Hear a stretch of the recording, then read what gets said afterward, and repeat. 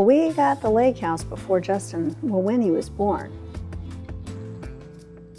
Well, Justin was interesting because there wasn't anything he wouldn't try. Anytime he found something new and innovative, he'd just jump on it and start to do it. And I'll never forget, he'd talk to his friends about it, and they were like, you know, show me how to do this, show me how to do this. And he's like, I'm going to show you this one time. We were always kind of pushing each other to try new things, so I always wanted to do all the things that he did on the water. He was always so much better than everybody else. But I think all of our best memories growing up are around water or at the lake. There's this one house called the Jump House. It was not our dock, but we would go and jump off these people's dock. A beat-up, stand-up jet ski that my dad rigged into working. He would drive and I would just hold on to him on the back.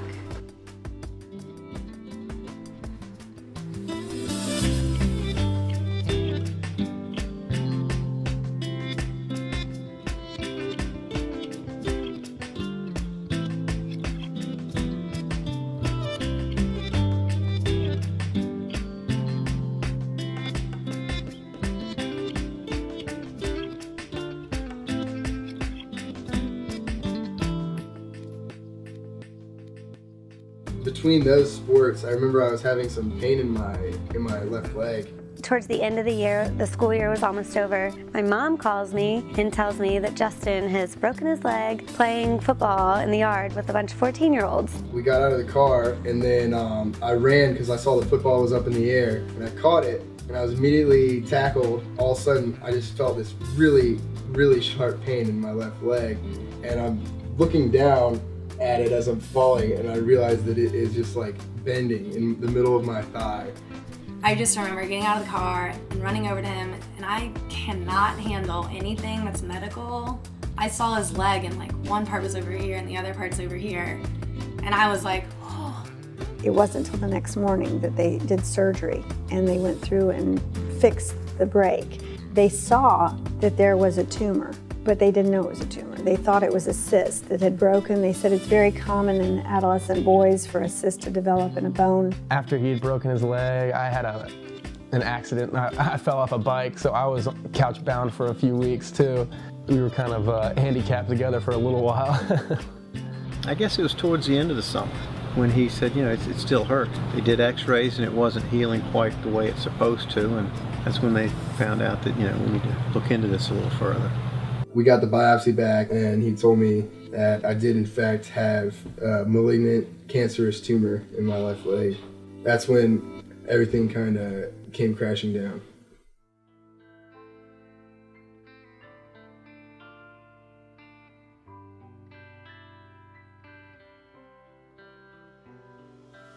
It was intense. It was weeks, 6 weeks in the hospital of chemo. It was really scary because I didn't understand why things weren't going well and like how severe it was, because I mean my parents would tell me, but I don't think they really told me everything. Every stay was a full week when they did it, and they had this terribly intense chemo regime, and it wasn't an osteosarcoma. The other surprise was that it was a very rare form of cancer that Dr. Foster hadn't even seen. We didn't know a lot about cancer. I mean, you know what everybody knows, and everybody thinks the first thing is, oh my gosh, he might die. You know, I really was in shock. I knew something was up because his leg didn't seem to be healing like it should have been, but I had no idea it was cancer. The plan changed a lot. The surgery was to replace the hip, femur, and knee with titanium implants. Midway through the surgery, they started noticing some complications. 13 weeks in the hospital, not 5 days. We watched the seasons go by. He had no feeling from the knee down. He couldn't move his knee or his ankle or his foot. So we had major problems that had occurred after all of this. So I think it was hard on the family, and it was obviously hard on Justin. I mean, you have to put on the good face, and Justin was, you know, he had a good attitude about it, so that made it a lot easier. And all of his friends were, you know, very positive, and they'd come to visit him, and that helped a lot. You deal the cards that you have, and you play a hand that you hold, and you know, like I said, our biggest concern was for Justin. to make sure that he didn't feel like he'd been, just dropped out on the sidewalk somewhere. I was afraid for him because I didn't know how it would impact his life. Well, when my dad would get home from work, he would take me and we would go get Chinese food every night. And then we would go to MCV and we would just kind of go in his room, watch a movie, watch TV. He was still limping around with a straight leg, still dealing with physical therapy, trying to get things to move. And even though we had bad times and it all happened really quickly and it was rough, he actually he stayed really positive through most of it, and he kept most of us positive. So after a year and a half though, I started getting sore in my muscles, or what I thought were my muscles of my hip. This kind of came really all of a sudden. Justin had to have known about this. But it was almost obvious at this point. There was a huge lump. The best thing was to amputate his leg from the hip down because it just didn't look like it was getting any better. We were going in the wrong direction. And so that was a tough day. So back to losing hair, back to the hospital and all that. But if Justin hadn't gone through the first time around, I think this would have been worse for him. Here's the bone, here's the tumor, and here's where we have to cut. And here happened to be basically my entire hip. James, he was almost more angry than I was about the whole thing. When he told me that, the first thing I said was, "Oh man, it's gonna be great, you're gonna be fine. After this, it's all over." After that conversation, I was really upset the rest of that night.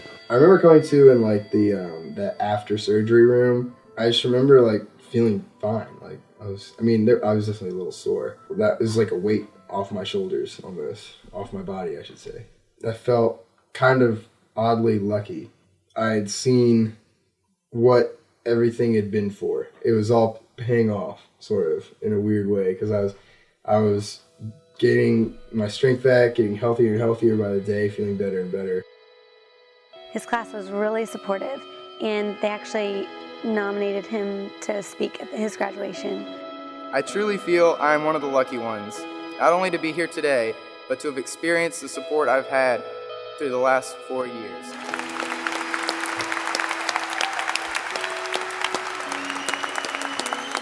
So we built a lot of different things for him to try. We started with plastic pipe, that kind of stuff, and it didn't last very long, and he got very frustrated. It would break all the time, and so... It's funny because my dad loves projects, so once he got it in his head, oh, we can do this, and we'll put this on there, and then... So they designed the board, and then he just started getting better and better at it. But it's exhausting work because you only have the one arm and the one leg.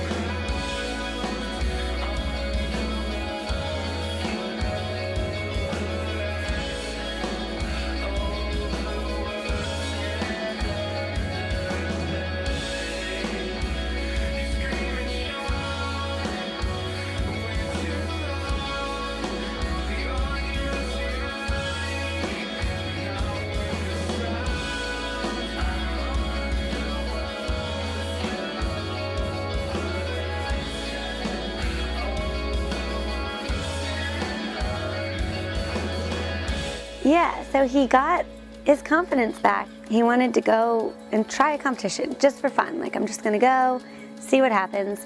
He couldn't do all the tricks that everyone else could do. He couldn't do flips, and he couldn't do grabs, and he couldn't do release moves, but everyone thought he was awesome. He definitely said, and he said he couldn't do it for so long, so he knew there had to be a change. Right now, his current prosthetic is a computerized knee called a C-leg. The hip joint is it's an Autobach hip joint. It has the ability to flex. It's spring-loaded, so it helps advance the leg forward. We're talking about the leg and getting a prosthetic that he can use in the water. There comes a time for everyone, I think, when they want to see if everything that they've been involved in and everybody that they've met along the way has all been leading up to something, has all been worth it for some reason. And I think that for right now, for me, that's about to happen when we finally achieve the goal of getting this wakeboarding prosthetic and seeing what I can actually do with it now that we've come this far, because we can't turn back now. I think that everybody has different obstacles that they're trying to figure out how to deal with or get around, and obviously mine are maybe more visual, but everybody's got that's something that is standing in their way, and I think that this is similar to anyone's journey where they're just trying to get past it and, you know, show everybody what they're made of. I think that everyone needs that moment where they have stood up to whatever it is that they're facing. It just amazes me that he's been able to make these kind of accomplishments, and he's quite an inspiration to anybody, because, you know, people complain about this, that, and the other, and then they see Justin, it's like, you know, what do I got to complain about? You know, this guy didn't give up, didn't throw in the towel, and look what he's doing. You know, he's back on his wakeboard, he's enjoying himself, and that's what it's all about.